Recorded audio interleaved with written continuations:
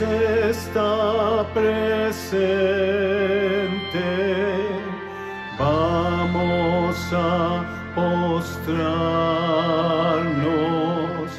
ante Él con reverencia.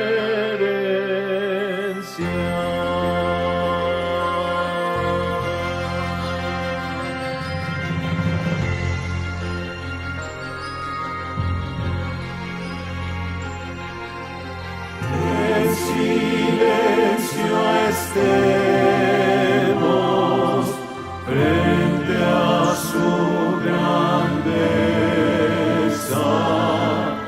implorando su clemencia.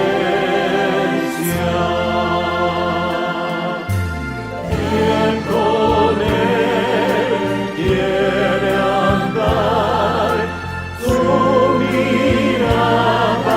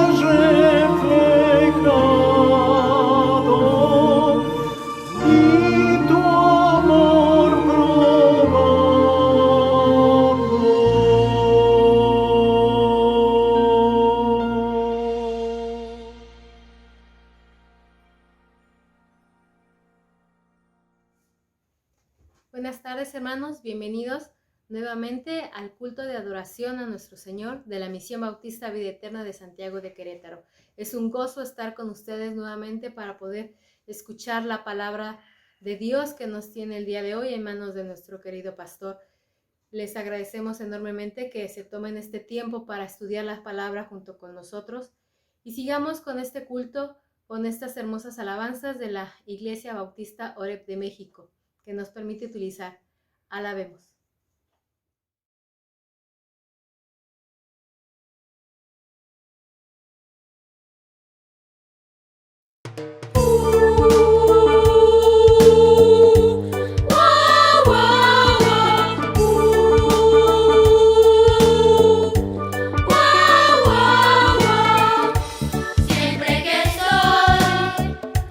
Triste y solo, cuando no hay nadie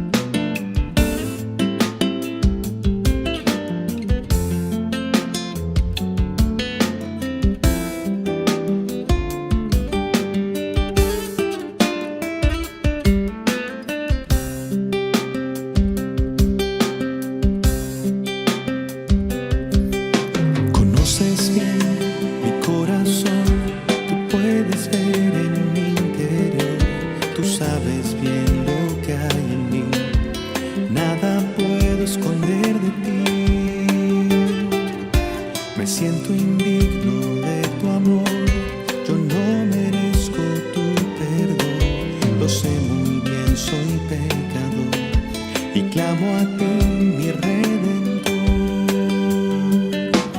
¿Quién soy yo para que tú hayas puesto sobre mí gracia extraordinaria y puro amor?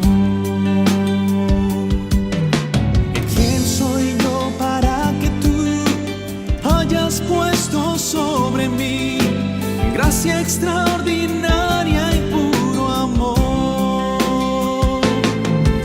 Y me siento tan pequeño junto a ti, diminuto ante tu gracia, como polvo en la galaxia, hijo pródigo que al Padre abandonó, fracasado y lastimado, hoy recibes en tu casa. ¿Quién soy yo para que tú hayas puesto sobre mí gracia extraordinaria y puro amor?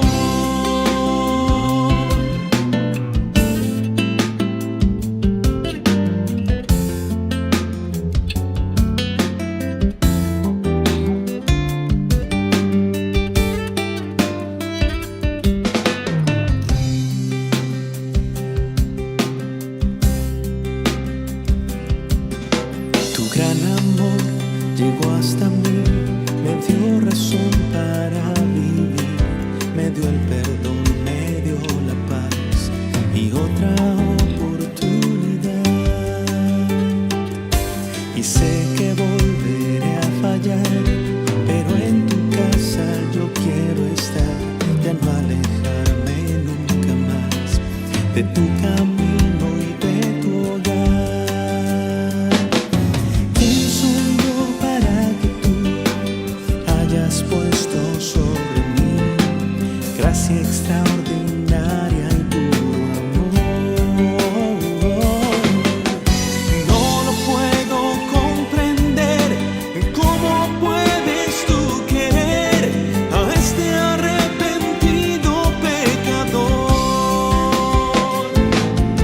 Y me siento tan pequeño junto a ti, diminuto ante tu gracia, como polvo en la galaxia, hijo pródigo que al Padre abandonó, fracasado y lastimado, hoy recibes en tu casa. ¿Quién soy yo para que tú hayas puesto sobre mí gracia extraordinaria y puro amor?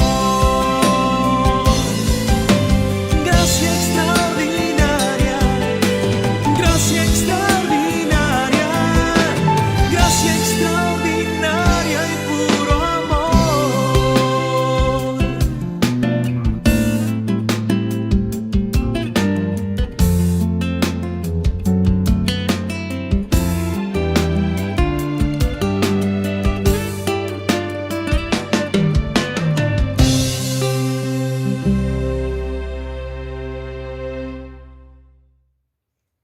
Y dice la palabra de Dios en el Salmo 103. Bendice alma mía al Señor, bendiga todo mi ser su santo nombre. Bendice alma mía al Señor y no olvides ninguna de sus bendiciones. El Señor perdona todas tus maldades y sana todas tus dolencias. El Señor te rescata de la muerte y te colma de favores y de su misericordia. El Señor te sacia con los mejores alimentos para que renueves tus fuerzas como el águila. El Señor imparte justicia y defiende a todos los que sufren por la violencia. Dio a conocer sus caminos a Moisés. Los hijos de Israel vieron sus obras. El Señor es misericordioso y clemente. Es lento para la ira y grande en misericordia. No nos reprende todo el tiempo, ni tampoco para siempre nos guarda rencor. No nos ha tratado como merece nuestra maldad, ni nos ha castigado como merecen nuestros pecados. Tan alta como los cielos sobre la tierra es su misericordia con los que le honran. Tan lejos como está el oriente del occidente, alejó de nosotros nuestras rebeliones. El Señor se compadece de los que le honran, con la misma compasión del Padre por sus hijos, pues Él sabe de qué estamos hechos. Él bien sabe que estamos hechos de polvo. Nuestros días son como la hierba, florecemos como las flores del campo. Pero pasa el viento sobre nosotros y desaparecemos sin dejar ninguna huella. Pero el Señor es eternamente misericordioso. Él les hace justicia a quienes le honran, y también a sus hijos y descendientes, a quienes cumplen con su pacto y no se olvidan de sus mandamientos, sino que los ponen en práctica. El Señor ha firmado su trono en los cielos, y su reino domina sobre todos los reinos. Bendigan al Señor ustedes, ángeles poderosos, que cumplen sus órdenes y obedecen su voz. Bendigan al Señor todos sus ejércitos, todos ustedes, sus siervos que cumplen su voluntad. Bendigan al Señor ustedes, sus criaturas, en todos los lugares de su dominio. Bendice alma mía al Señor. Buenas tardes, hermanos. Es tiempo de decir nuestra profesión de fe. Alcemos nuestra Biblia con la mano derecha, que puede ser digital o impresa, y digamos: la palabra de Dios contenida en este libro es la verdad que acepto creer, es la enseñanza que me comprometo a seguir y la esperanza que me atrevo a confesar. Nada me impide recibirla, nadie evitará que la haga parte de mi vida y por ningún motivo dejaré de proclamarla. Estoy aquí para leerla, oírla y vivirla diariamente. Amén. Señor, te pedimos que abras nuestros corazones para que entendamos lo que tú nos quieres enseñar hoy por medio de nuestro pastor David Hernández. Te pedimos eso en el nombre de Cristo Jesús. Amén. Padre bendito, nos ponemos en tus manos, Señor, para que sea tu voz, tu voluntad, lo que escuchemos hoy. Abre nuestra mente, nuestros oídos, nuestro corazón para entenderla, para conocerla y para vivirla. En el nombre de Cristo Jesús, te lo rogamos, te lo suplicamos. Amén.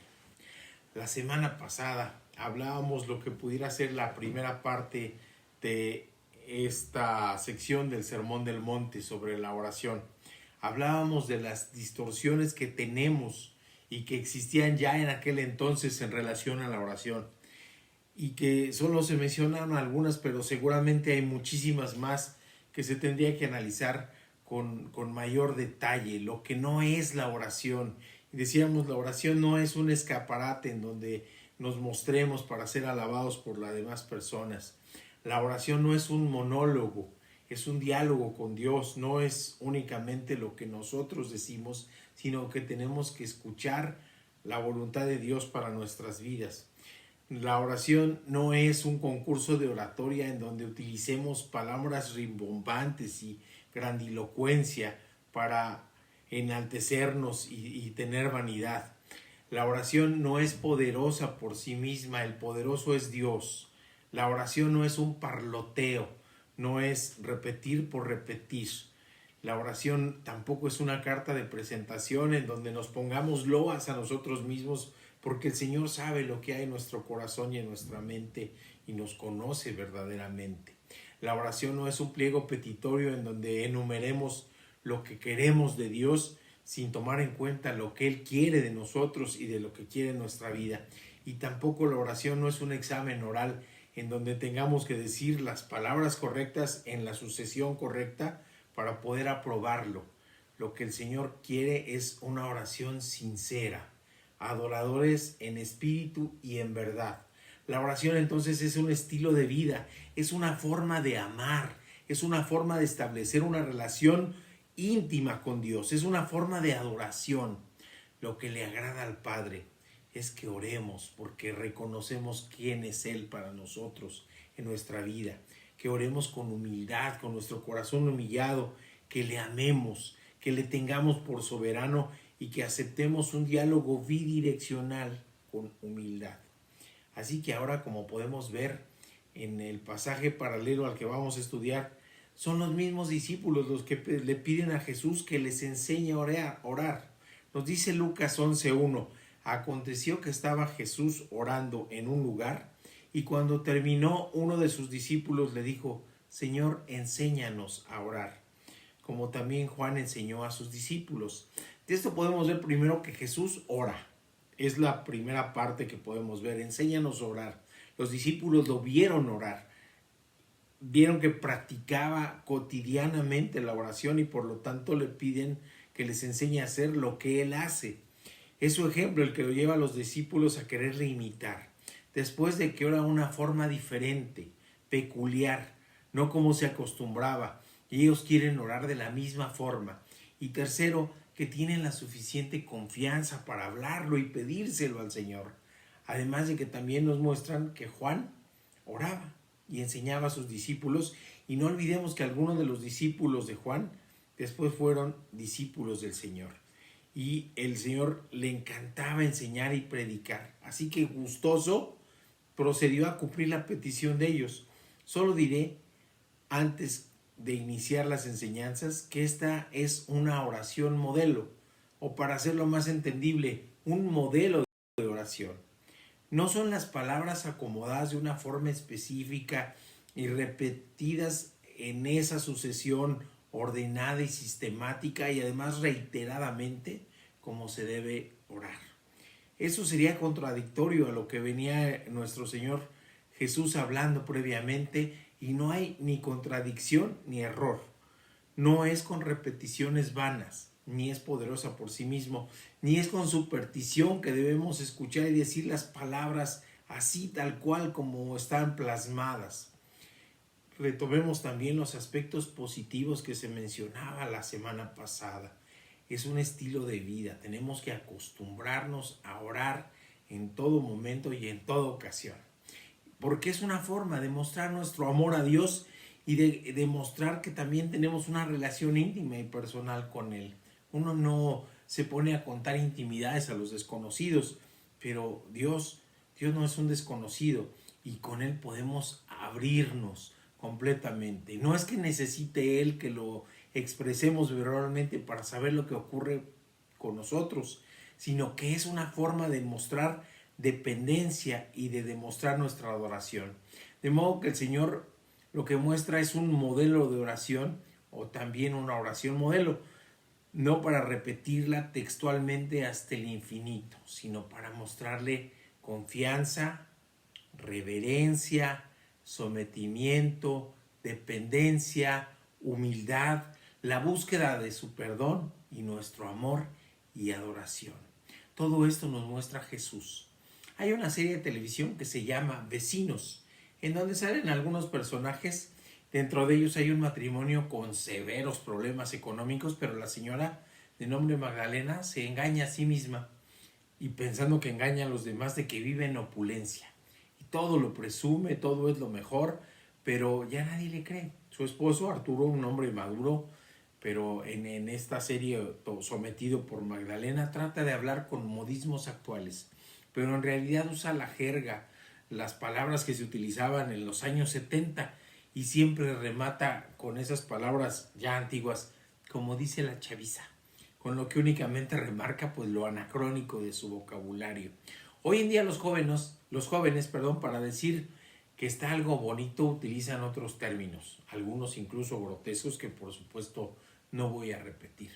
Pero aquellos que ya nos ganamos el derecho a las vacunas en estos primeros meses, en las vacunas contra COVID-19, usamos el término de qué padre cuando algo está bonito, o está padre, o está padrísimo. Ya no se usa por los jóvenes en la actualidad, pero para nosotros sí, y entendemos a qué nos referimos cuando decimos esto, qué padre.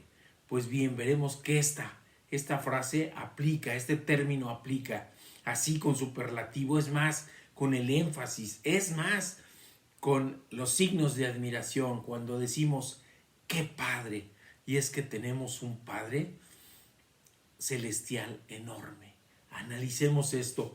El título de este sermón se llama precisamente qué padre, y está basado en el texto de Mateo 6, de 9 al 15. Seguimos nosotros en esta serie del Sermón del Monte, y seguimos ahora con esta parte que es la oración modelo, lo que se le conoce también como el Padre Nuestro, o la oración modelo en el mundo evangélico. Y nos dice así Mateo 6, de 9 al 15. Vosotros pues oraréis así: Padre nuestro que estás en los cielos, santificado sea tu nombre. Venga tu reino. hágase tu voluntad como en el cielo, así también en la tierra. El pan nuestro de cada día, dénoslo hoy, y perdónanos nuestras deudas, como también nosotros perdonamos a nuestros deudores. Y no nos metas en tentación, mas líbranos del mal, porque tuyo es el reino y el poder y la gloria por los siglos. Amén. Porque si perdonáis a los hombres sus ofensas, os perdonarán también a vosotros vuestro Padre Celestial. Mas si no perdonáis a los hombres sus ofensas, tampoco vuestro Padre os perdonará vuestras ofensas. Jesús nos está mostrando que a quien tenemos que orar es al Padre, a nuestro Creador, a nuestro Padre Celestial. Por eso decimos, qué Padre y qué Padre Celestial tenemos. Y entonces nos vamos a nuestra primera enseñanza. Padre nuestro que estás en el cielo. ¿Qué busquemos ahí? Confianza y respeto.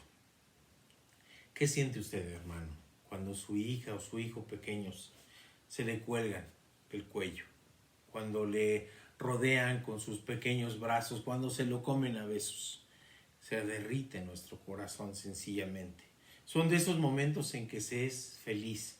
Cuando vamos llegando del trabajo, cansados, a veces cargando los problemas que traemos del mismo trabajo, la presión, el tráfico, etcétera, y traemos la cabeza llena de problemas y de conflictos, a lo mejor económicos o de otra índole, y sacamos nuestras llaves para abrir la puerta de la casa y la puerta se abre y los niños cuando escuchan las llaves y después cuando se abre la puerta corren a abrazar al papá y se le cuelgan y lo besan y le dicen papito. Así era la confianza de Jesús con el Padre. Abba Padre, quiere decir eso precisamente, papito. Y esa confianza con la que Jesús hablaba del Padre escandalizaba a los judíos de entonces. El nombre de Dios era tan sagrado que evitaba pronunciarlo, así que al paso del tiempo se sustituyó por diferentes maneras de referirse a Dios sin nombrarlo. En la época de Jesús se usaba principalmente el término de Adonai, que quiere decir simplemente el Señor. Y así bien en algunas oraciones los judíos decían Padre nuestro. Nunca se referían a Dios en singular como Padre mío o mi Padre. Así que cuando Jesús lo hacía, los fariseos y los escribas se ponían verdaderamente furibundos. Se les hacía blasfemo e irreverente. Pero el Señor retoma la oración en plural, aquí en la oración modelo, y lo hace como lo encontramos en Isaías 63:16, que dice, pero tú eres nuestro Padre, si bien Abraham nos ignora o Israel no nos reconoce, tú, oh Jehová, eres nuestro Padre, nuestro Redentor perpetuo es tu nombre. Así que se refieren al Creador como Padre. Se le habla con confianza, pero también con respeto y con reverencia. Es nuestro Padre, está cercano en Cristo. De hecho, solo con Cristo y a través de Él es que podemos nosotros llamarle Padre. El pueblo nuevo no nacido aún para entonces, pero ahora con y por Cristo podemos acceder a Dios como hijos. Y habrá quien diga, todos somos hijos de Dios, todos somos creación de Dios. Pero para ser hijos, nos dice la misma palabra de Dios en el Evangelio de Juan 1:12. Mas a todos los que le recibieron, a los que creen en su nombre, les dio potestad de ser hechos hijos de Dios. El Creador está en el cielo, está en la tierra, en el universo entero. Y Jesús, al mencionarlo, lo hace con confianza, pero también con respeto, con admiración, y con reverencia. Así es como tenemos que expresarnos con el Padre. Tenemos que orar al Padre, no al Espíritu Santo, no a Jesús mismo, sino al Padre y acercarnos a Él a través de Cristo. La segunda parte dice, santificado sea tu nombre. Y en esto tenemos que hacerlo con reverencia. ¿Qué es santificar su nombre? Es tenerlo por santo, porque el nombre para los judíos representa la personalidad de la persona. De la misma manera, el nombre de Dios es la representación de su naturaleza, de lo que es. Es el Creador, y Él mismo se refiere a sí mismo como Yo soy el que soy, cuando le preguntó Moisés, ¿y quién le dijo que me envió? Yo soy, te envío yo soy, porque Él es antes de la creación del universo, porque por Él todo fue creado y su naturaleza es perfecta y santa, magnificente, expresa la totalidad, es decir, todo el universo mismo es obra del Padre, la dignidad absoluta es del Padre, la gloria completa es del Padre. Y así tenemos que orar. Escuchemos lo que nos dice el profeta Isaías referente a la santidad de Dios. Escuchemos que dice Isaías 6 del 1 al 8. Hola hermanos, muy buen día. Deseo que tengan un hermoso domingo. Vamos a abrir nuestras Biblias, por favor, y vamos a hacer la lectura de Isaías 6 del 1 al 8. A leer del 1 al 8. En el año en que murió el rey Uzías, vi yo al Señor sentado sobre un trono alto y sublime, y sus faldas llenaban el templo. Por encima de él había serafines, cada uno tenía 6 alas. Con 2 cubrían sus rostros, con 2 cubrían sus pies, y con 2 volaban.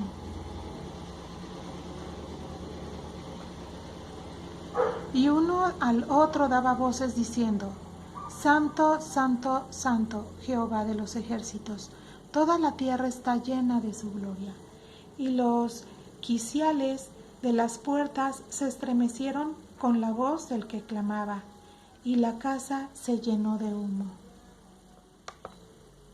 Entonces dije: ay de mí, que soy muerto, porque siendo hombre inmundo de labios, y habitando en medio de pueblo que tiene labios inmundos, han visto mis ojos al Rey Jehová de los ejércitos.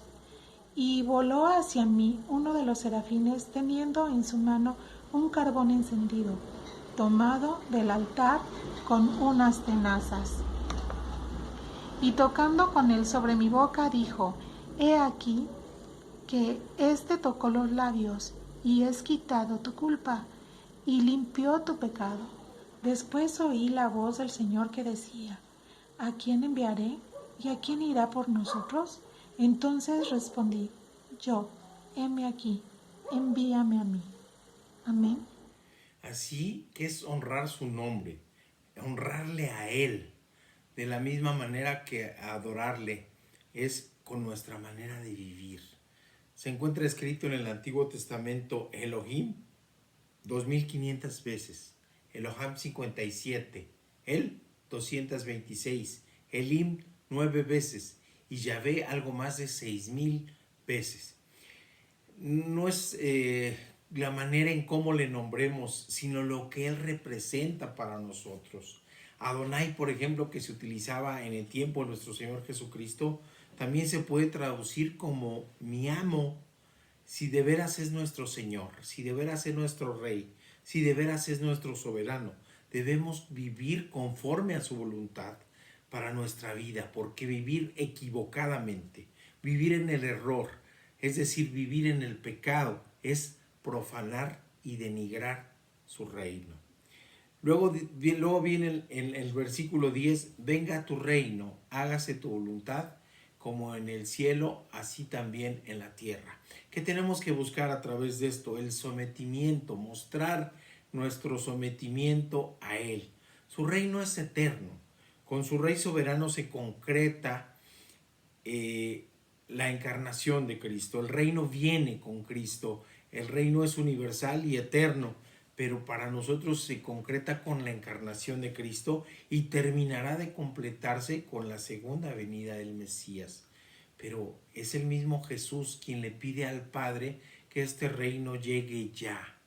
Y después, en muestra de sometimiento de los hombres a Dios, debemos de pedir conforme a su voluntad, para que su voluntad prevalezca, esté por encima de la nuestra. Ese es el sometimiento. Es la necesidad de nosotros conocernos y reconocernos falibles, es decir, que podemos fallar, de sabernos y reconocernos pecadores, de ponernos en el lugar que tenemos, porque cuando no lo reconocemos, cuando disputamos con Él la soberanía sobre nuestra vida, no le estamos reconociendo sobre lo que Él es.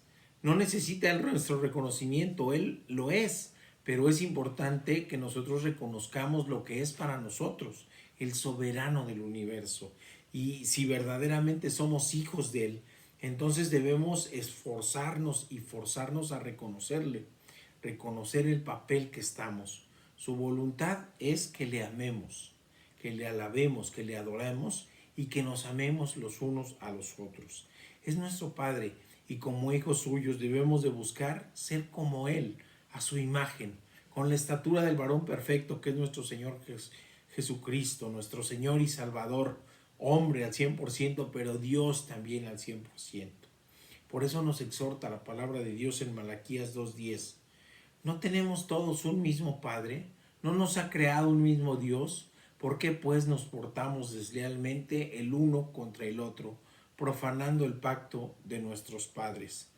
Sigamos su voluntad con sometimiento, sabiendo que su voluntad es buena, agradable y perfecta.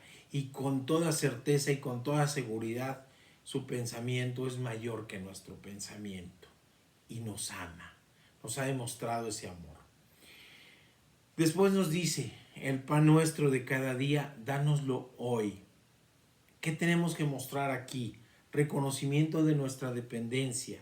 No basta nuestro sometimiento puro si no reconocemos esa dependencia a Él. Es quien provee, es quien nos da su misericordia diaria, es quien nos dotó de inteligencia y fuerza para trabajar, pero nos da de su gracia, nos da lo que necesitamos para vivir, nos da en justicia, no menos, no más, no en exceso. El trigo era para la cultura hebrea lo que es para la cultura prehispánica el maíz. Es más todavía para nosotros lo que es el maíz en nuestro país, la base de la alimentación. El pan diario es lo que necesitamos sin acumular, sin codiciar, sin avaricia, como el maná con el que se alimentó en el desierto el pueblo hebreo. Era la bendición diaria. El maná no se podría juntar para guardarlo y acumularlo, pues se echaba a perder, salvo el maná previo al Sabbat, que no salían a recogerlo. Ese sí prevalecía un día más para recordarnos que ese alimento viene del cielo, que viene de Dios, que viene de su mano misericordiosa. Mucho cuidado con las blasfemias actuales en donde se busca decir que todo es por el esfuerzo del hombre, que son sus propios merecimientos. Y viene ese pensamiento disfrazado de buenos deseos. Te felicitan y te dicen, qué bueno eres, y lo que tienes es porque te lo mereces. Pero si tenemos conciencia de nuestra dependencia, debemos saber que lo que merecemos por nuestra naturaleza pecaminosa es la muerte eterna, y que solo por la gracia de Dios recibimos el pan de vida, que es Cristo. Así que Dios es el que nos provee del pan físico y del pan espiritual. El pan físico diario y cotidiano para la vida corporal, y el pan de vida, que es Cristo, para la vida espiritual. Es Dios quien nos provee de la posibilidad de la salvación con la entrega que tuvo en la cruz del Calvario. Y es también el que nos da el pan cotidiano, no por nuestro esfuerzo, no por nuestro esfuerzo ni por nuestras obras. Luego nos dice el versículo 12, y perdona nuestras deudas como también nosotros perdonamos a nuestros deudores. Busquemos el perdón a través de la oración. A principios del siglo I, uno de los modismos para referirse al pecado era hablar de deudas. El pecado ofende a Dios y es a Él a quien tenemos que apelar buscando su perdón. Aunque si nosotros durante el pecado que cometemos ofendimos a alguien más, debemos buscar su perdón. También a ello se refiere Jesús. Antes de convertirme, sumido yo en el ateísmo, pues sí había escuchado de esta oración y pensaba que estaba mal redactada. Pensaba que debería decir como nosotros deberíamos perdonar a los que nos ofenden. El deberíamos como si fuera algo no alcanzable, pero no alcanzado todavía. Pero es que no tenía conciencia clara de que esas palabras venían de la boca del Señor y que Él vivía perdonando los pecados de la humanidad desde Adán, y que durante su ministerio era perseguido, acosado, acechado por los escribas y fariseos, y que perdonaba a ellos, cotidianamente les perdonaba. Seguramente los incluía en sus oraciones para que tuvieran el perdón del Padre. Incluso nos da el ejemplo a sus torturadores, a sus asesinos, y en la cruz del Calvario oró al Padre por su perdón. El perdonar es parte de la naturaleza de Cristo. Escuchemos cómo instruye a Pedro al respecto en esta porción de la Escritura. Hola hermanos, abramos nuestras Biblias por favor para estudiar la palabra de Dios en Mateo 18 del 21 al 35. Entonces se le acercó Pedro y le dijo: Señor, ¿cuántas veces perdonaré a mi hermano que peque contra mí? ¿Hasta 7? Jesús le dijo: No te digo hasta 7, sino aún hasta 70 veces 7. Por lo cual el reino de los cielos es semejante a un rey que quiso hacer cuentas con sus siervos.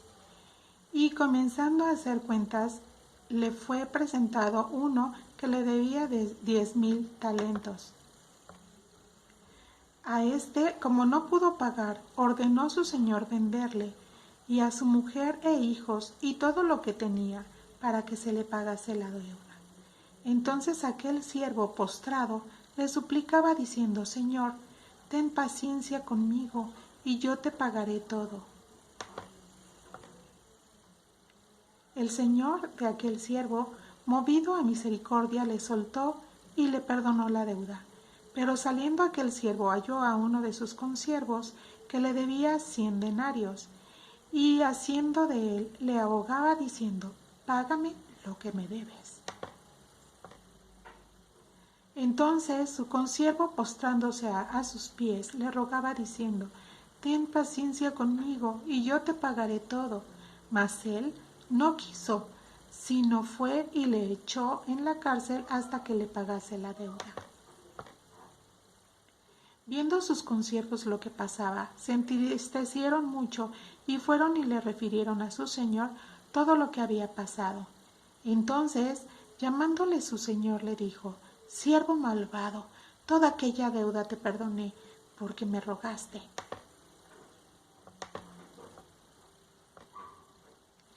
¿No debías tú también tener misericordia de tu consiervo, como yo te tuve misericordia de ti? Como yo tuve misericordia de ti.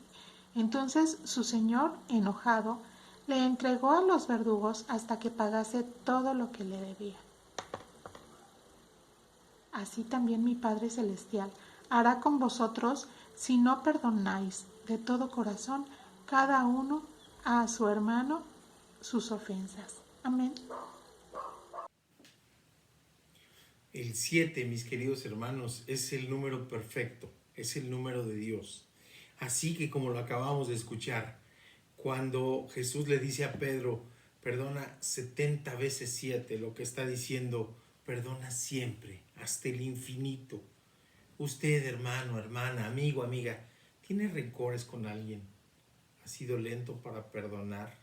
¿Hay rencor contra alguien? ¿Tiene meses o incluso años sin hablarle a esa persona? Quizá sea usted quien ofendió, o es más, quizás usted fue el ofendido, pero no importa si usted ofendió o usted fue el ofendido. Le pregunto, ¿qué le impide pedir perdón? Incluso si fue el ofendido, ¿qué le impide pedir perdón? El Señor termina la manera de orar haciendo énfasis en ello. En los versículos 14 y 15 nos dice: porque si perdonáis a los hombres sus ofensas, os perdonará también a vosotros vuestro Padre Celestial. Mas si no perdonáis a los hombres sus ofensas, tampoco vuestro Padre os perdonará vuestras ofensas. Así que primero Jesús nos hace la petición al Padre y nos muestra su ejemplo, y después nos da la consecuencia de no hacerlo, de no perdonar. Y nuevamente reiteramos, no es por obras, pero si Jesús está verdaderamente en nuestro corazón como Señor y Salvador, entonces eso debe notarse en nuestro estilo de vida. ¿Qué espera para ir a pedir que le perdonen? ¿Qué espera para solicitar perdón? Incluso si usted ha sido el ofendido. Es difícil vivirlo, pero el Señor nos está exhortando, nos está enseñando cómo orar al Padre, y tenemos que rogar al Padre que nos quite toda vanidad, que nos quite todo orgullo que procedamos como el Señor nos está pidiendo. Nos regresamos al versículo 13 y nos dice, no nos metas en tentación. Tenemos que pedir con humildad. Y no es Dios el que tienta. Es más, Dios no nos somete a dificultades a propósito. Dios no nos pone pruebas difíciles. Son las circunstancias propias de la vida. O es más, lo que nosotros mismos buscamos, lo que nos hace estar en esas situaciones difíciles. Lo que Jesús nos pide es que hagamos una petición de que su mano piadosa no nos suelte y que por lo tanto no caigamos y no resbalemos y no tropecemos pasando de la tentación al pecado. Otra posible interpretación de este pasaje es: no nos dejes caer bajo juicio. Y es que para entonces todo se llevaba a juicio. Todo se llevaba ante los ancianos judíos, en el mejor de los casos, para ser juzgados conforme a la ley de Dios. Pero incluso se sometían a juicio ante autoridades de la ocupación romana. Ante cualquier cosa llegaban a la cuestión judicial. Y para sobrellevar estas pruebas, no pensemos que somos fuertes y que nosotros podemos y que nuestra voluntad está por sobre todas las cosas. No, porque somos proclives al pecado. Para poder soportar esto sin pecar, necesitamos la fuerza de Dios, no de nosotros mismos. Por eso Jesús en Lucas 22:40 recomienda: cuando llegó a aquel lugar les dijo, orad para que no entréis en tentación. Y para que nos quede perfectamente claro, Pablo nos explica muy bien la situación en la primera carta a los Corintios 10:13, que dice: no os ha sobrevenido ninguna tentación que no sea humana, pero fiel es Dios, que no os dejará ser tentados más de lo que podéis resistir, sino que dará también juntamente con la tentación la salida para que podáis soportar. Podríamos decir a Dios: no nos dejes caer en una prueba que no podamos vencer sin tu ayuda. Sometámonos y mostrémosle nuestra dependencia y nuestro sometimiento a Él. Y luego viene la parte, dice: mas líbranos del mal. Aquí mostremos adoración. Algunos tratan de interpretar esto como una referencia a líbranos del maligno. Sin embargo, no siempre debemos pensar en que el mal está fuera de nosotros. Hay quienes hablan más del maligno. Alguna vez me tocó ver una sesión de discipulado en donde conté las veces que mencionaban al maligno, y lo mencionaban 20 y tantas veces, y a Cristo solamente 2 o 3. No, tenemos que hablar de Dios, no del malo. Hay quienes le reprenden al diablo, quienes platican con él, y en ocasiones sienten pureza en sus corazones y atribuyen todo el mal a algo externo. Es más, siempre atribuyen la acción del maligno a quienes piensan diferentes a ellos. Pero en ellos puede haber vanidad. No darle todo el honor y toda la gloria a Dios. Pablo, en su carta doctrinal a su discípulo Timoteo, se queja de una persona llamado Alejandro el Caldero, y se queja de que otros hermanos le han dejado solo. Pero también le dice a Timoteo que si bien otros lo han dejado, Dios no lo ha dejado. En la segunda carta a Timoteo 4:18 le dice Pablo: el Señor me librará de toda obra mala y me preservará para su reino celestial. A Él sea gloria por los siglos de los siglos. Amén. Dios nos libra, sí, del maligno, pero también del mal que pueda proceder de otras personas. Y lo más importante, nos libra del mal que pueda venir de nuestro propio corazón y de nuestra propia mente. Tener conciencia de ello y tener agradecimiento por ello es que debemos demostrarlo a través de la alabanza y de la adoración. Y hay otra pequeña parte, mis hermanos, en esta oración modelo que encontramos en nuestras Biblias, que dice: porque tuyo es el reino, el poder y la gloria por todos los siglos.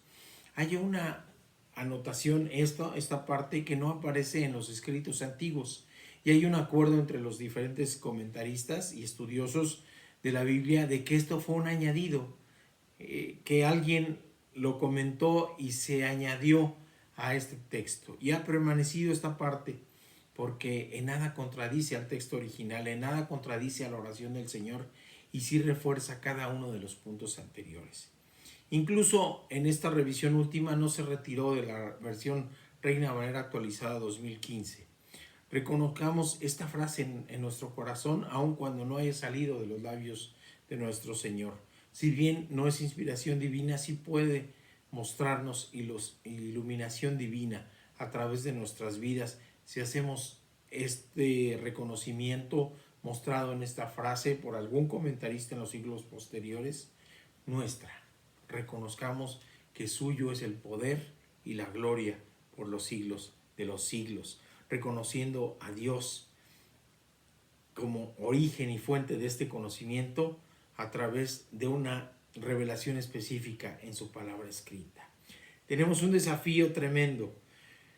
Oremos entonces no con repeticiones vanas, no tenemos que aprendernos de memoria en los versículos, sino que tratemos de platicar con Dios como platicamos con otra persona, con confianza, pero también con reverencia.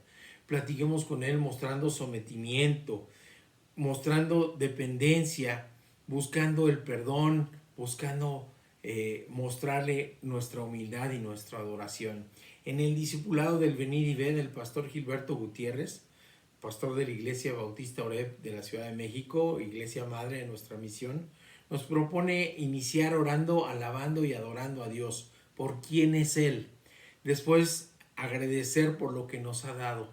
Con toda certeza hay algo que agradecer. Siempre tenemos algo que agradecer. Estar vivos es motivo de agradecimiento. Por su misericordia cotidiana. Después la confesión de nuestros pecados. También con absoluta certeza hemos pecado. Y debemos demostrar en nuestra oración arrepentimiento y la búsqueda del perdón de Dios. Después la intercesión como una muestra de amor al prójimo y finalmente nuestras peticiones. Hay mucho en común en ambas propuestas. No es con vana repetición, nos dice Jesús, sino en reconocimiento al Padre, a quien hay que orar. Hay que orar al Padre. Hay una tendencia actual a orar al Espíritu Santo, orar a Jesús, orar a otras cosas. Es al Padre a quien tenemos que orar. Es al Padre a quien tenemos que someternos. Y es Jesús el puente entre Dios y los hombres. Porque Él fue 100% Dios, 100% hombre. Y es ese puente, el sumo pontífice único. Y sin lugar a dudas tenemos que expresar todo esto en oración. Y también tenemos que expresar en oración así en superlativo. ¡Qué Padre tenemos! Porque verdaderamente nuestro Padre Celestial merece todo el honor, toda la gloria y todo el reconocimiento y toda nuestra adoración. ¡Qué Padre tenemos! Y a Él tenemos que orarle. Padre bendito, gracias, Señor. Te damos por tu palabra hermosa, Señor. Te pedimos, Señor, que nos hagas vivir tu palabra, Señor. Somos débiles, Señor, y somos pecadores, pero teniéndote en el corazón, Padre bendito, tú puedes limpiarnos y nos puedes llevar a hacer tu voluntad, Padre bendito. A ti nos sometemos, de ti dependemos, a ti te adoramos, te alabamos, tuyo sea el honor y la gloria por los siglos de los siglos. Amén. Pues mis hermanos, fue un verdadero placer estar con ustedes en este domingo, iniciando ya julio, y seguimos con la serie de predicaciones sobre el Sermón del Monte. Y Jesús nos sigue desafiando en este tremendo mensaje. Cada semana nos muestra lo que es su voluntad para nuestra vida. Le damos las gracias por haber estado con nosotros. Le pedimos que se suscriba a nuestro canal de YouTube y también nos pueda seguir por Facebook, que le dé like, no porque seamos like dependientes, sino porque de esta manera lo reconoce el YouTube y Facebook y se puede difundir más la palabra de Dios. Y que le dé también a la campanita para recibir las notificaciones de las diversas actividades que tenemos como misión. Somos la Misión Bautista Vida Eterna de Santiago de Querétaro. Le damos las gracias, que termine de pasar un hermoso domingo en compañía de su familia. Que Dios les bendiga y que le guarde. Continuemos alabando a nuestro Señor y despidámonos con agradecimiento por su misericordia y su voluntad para nosotros. Que Dios les bendiga, mis hermanos. Nos despedimos con nuestro texto lema. Estamos seguros de esto, que en medio de toda aflicción somos más que vencedores por medio de Jesucristo, quien nos amó. Que Dios les bendiga.